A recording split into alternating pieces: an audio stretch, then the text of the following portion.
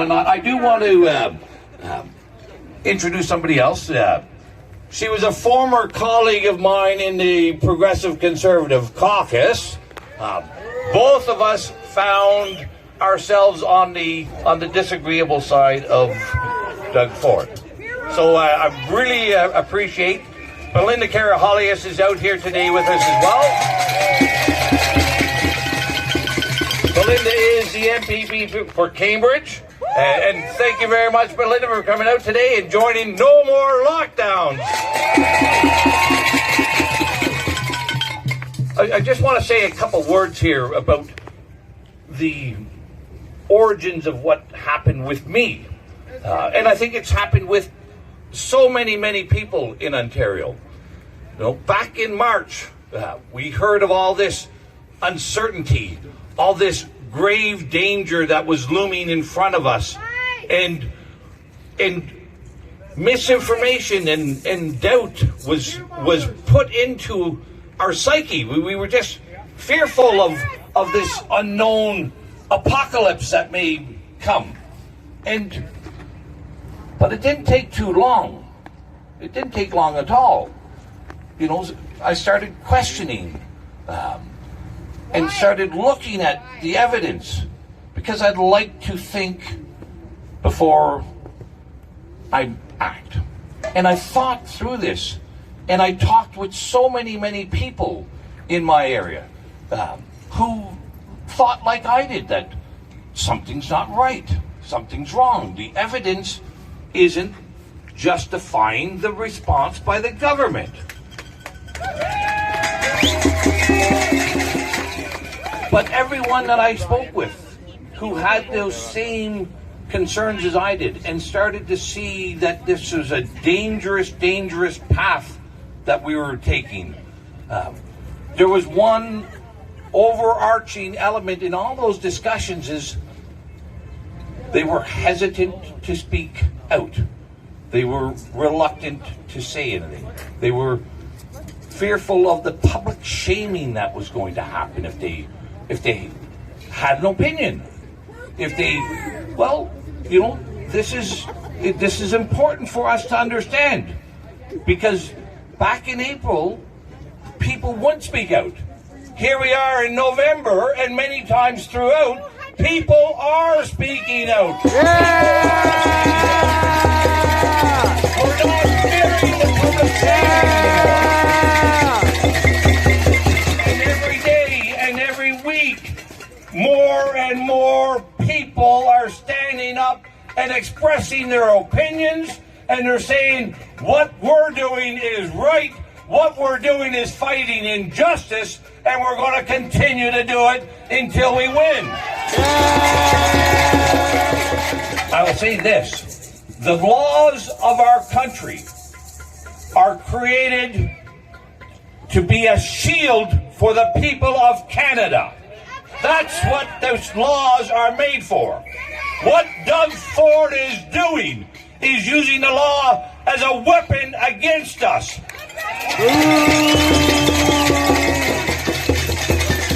The Constitution is not one of these things that we throw away when there's a crisis or when there's a danger. The Constitution of our land is here. Indeed, the most important time we need our Constitution is when there is a danger or a crisis. And just think of this. Just think about our history. You know, during the Second World War, did we close down our country? We had to fight the largest external threat that we had ever seen, but we kept our institutions operating, we kept our freedoms there, we kept our liberties there, and we won. We win through freedom and liberty. We know what is happening is not warranted. We can look at the facts, we can look at the evidence, and we know that this is outrageous. It's as if Doug Ford and the government and public health only realized this year that people are mortal. That, you know, it's one of those things. It's one of those things that we know. Our lives are not forever. You know, we have a time on this planet, and then there's going to be a time when we pass away. That has always happened and is always going to happen. But Doug Ford and the government seems to think that up until 2020, nobody ever died. Well, you know, and we look at...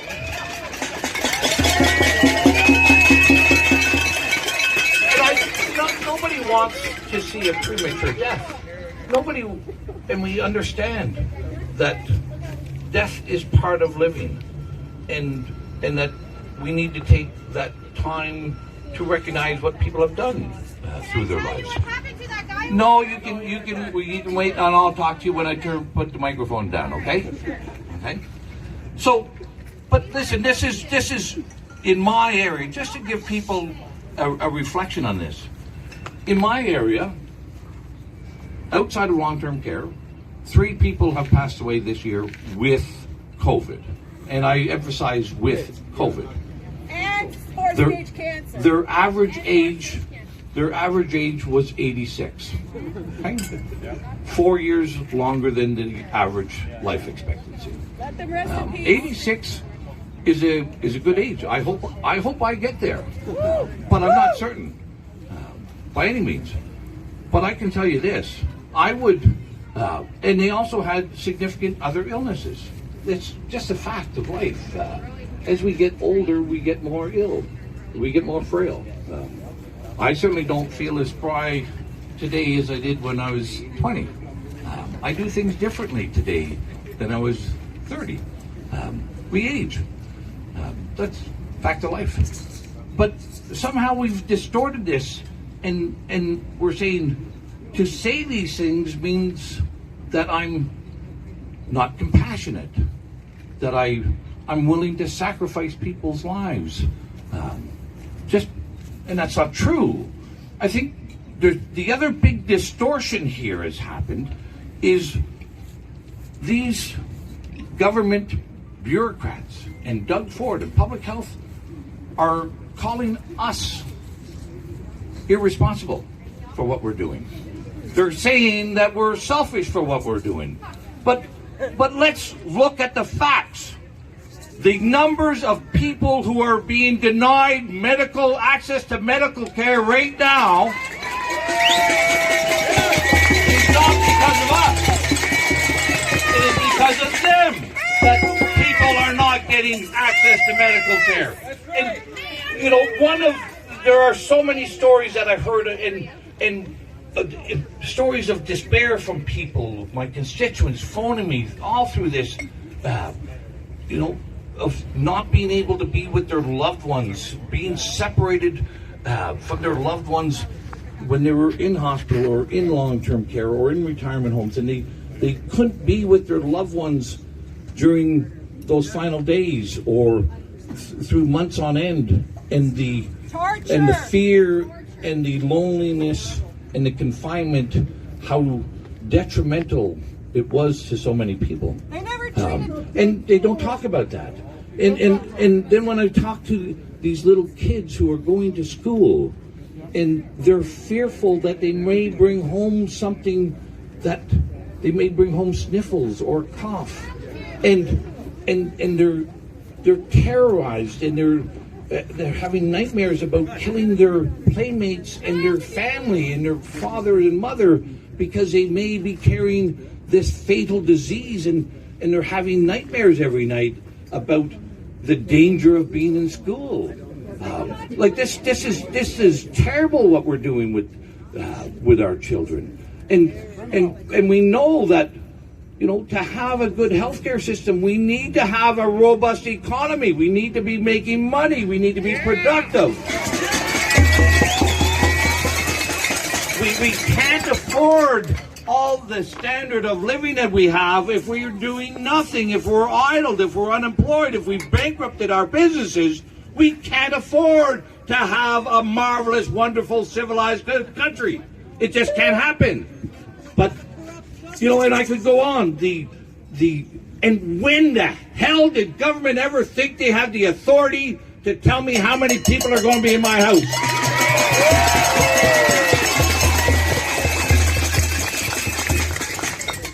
Nobody's going to tell me. And certainly not any government bureaucrat, and certainly not any police officer or any municipal bylaw officer, how many people I'm going to have over at my house for a game of cards, a pint of beer, or for Christmas dinner.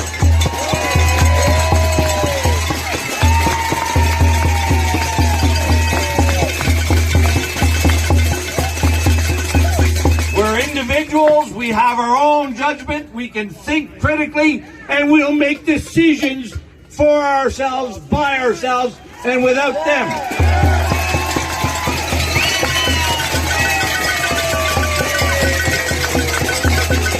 Just think that, what sort of country tells its citizens that it's unlawful to have your brother or your sister in your house, or your mother or your father in your house?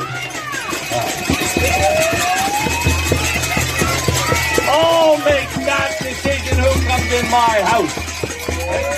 And so will everybody else. China doesn't even do that. Russia doesn't do that. Listen, We don't do that in I'm going to say one last thing, then I'm going to pass the microphone over to a wonderful lady, a smart lady. She's with the JCCF, and I sometimes get that. Justice Center. The Justice Center for Constitutional Freedoms. But what that says, back in April, back in March, this wouldn't have happened. People, great speakers, people who are pillars of our community, people who know what they're talking about, wouldn't have been here. Okay? We know that there was a great reluctance throughout our land about speaking up. But it's different today. You are all here.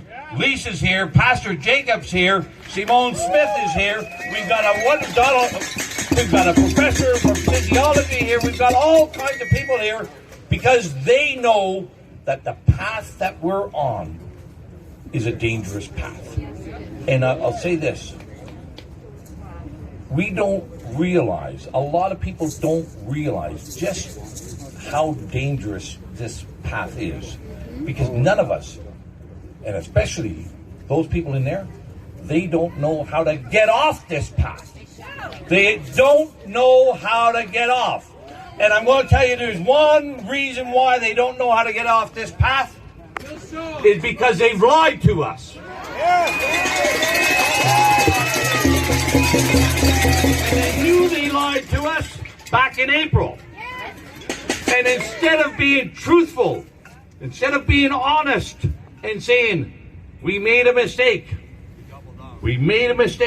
forgive us for making a mistake, they said, what other lie can we do to cover up the first lie? We're on a dishonest path, and it's taken us to a really, really bad place. All of us need to get off that path. We need to get off that path now, and we have to encourage our friends, our families, and everybody else to get off that dishonest path that this government is taking. We've got lots of signs here. No more lockdowns is growing. No more lockdowns.org is going to continue to grow, and we're not going to stop growing until we win. Thank you very much for being here.